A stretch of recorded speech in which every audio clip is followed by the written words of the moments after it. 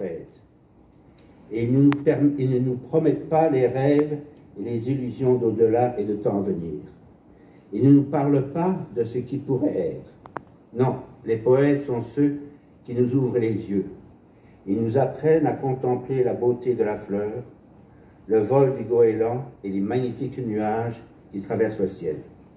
Ils nous apprennent à répondre au sourire de l'enfant qui voit tout cela. Alors le poème, voilà. C'est écrit petit, hein.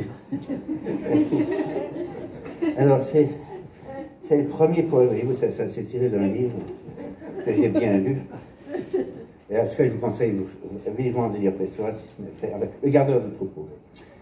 Alors, Le gardeur de troupeau, c'est le premier texte de ce recueil. Jamais je n'ai gardé de troupeau, mais c'est tout comme j'en gardais. Mon âme est semblable à un pasteur.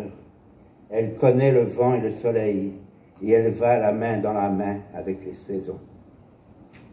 Suivant sa route et l'œil ouvert, toute la paix d'une nature dépeuplée auprès de moi vient s'asseoir, quand le temps fraîchit au fond de la plaine et que l'on sent la nuit entrer comme un papillon par la fenêtre.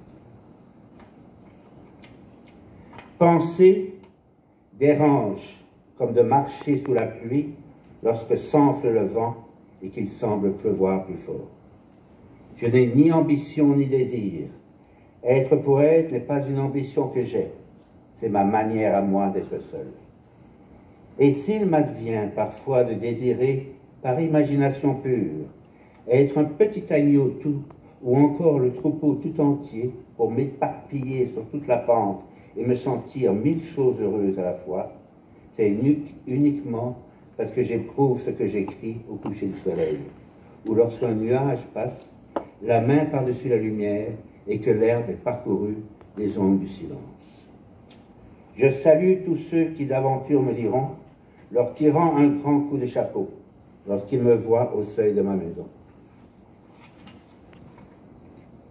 Dès que la diligence apparaît à la crête de la colline, je les salue et je leur souhaite du soleil et de la pluie, quand c'est de la pluie qu'il leur faut, et que leur maison possède, auprès d'une fenêtre ouverte, un siège de prédilection où ils puissent s'asseoir lisant mes vers.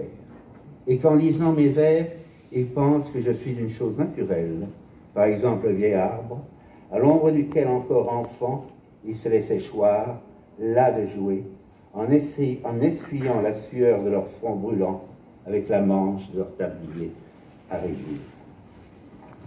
Et juste un dernier mot pour ceux qui se sentent poètes et qui n'arrivent pas à avoir beaucoup de succès avec leurs vers. J'aimerais citer Chénier. L'art ne fait que des vers, le cœur seul est poète. Merci bien.